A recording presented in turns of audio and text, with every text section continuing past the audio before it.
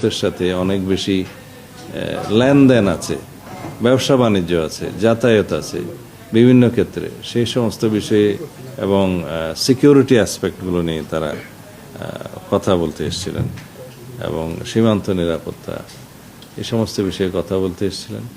তা আমরা একটা সহযোগিতা চেয়েছি on the basis of mutual interest and dignity and mutual benefit. আমরা উভয় দেশে আমাদের সম্পর্ক বজায় রাখব এবং ব্যবসা বাণিজ্য এবং কূটনৈতিক সকল ক্ষেত্রে আমাদের সৌহার্দ্যপূর্ণ সম্পর্ক বজায় থাকবে। আমরা আশা করি তারা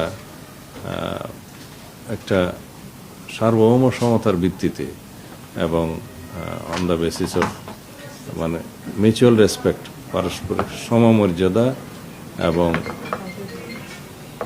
ডিগনিটির ভিত্তিতে আমাদের সম্পর্কটা বহাল রাখবে। এই এক্সারসাইজটা আমাদের চালু রাখতে হবে এবং কন্টিনিউয়াস এঙ্গেজমেন্টের মধ্য দিয়ে আমরা অনেক সমস্যার সমাধান করতে পারব। বিশেষ করে আমি বর্ডার ইস্যু নিয়ে কথা বলেছি, যে বর্ডারে যাতে এই বর্ডার হত্যার বিষয়টি যেন আমাদেরকে আর শুনতে না হয়, সেই বিষয়ে যেন আমরা সবসময় এনগেজড রাখি।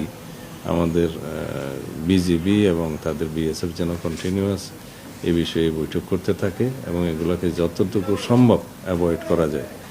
তো তারা বলেছেন সেই বিষয়ে তারাও আন্তরিক এবং তারা সকল সংস্থাকে সেই হিসাবে তাদের ইনস্ট্রাকশন দিবেন।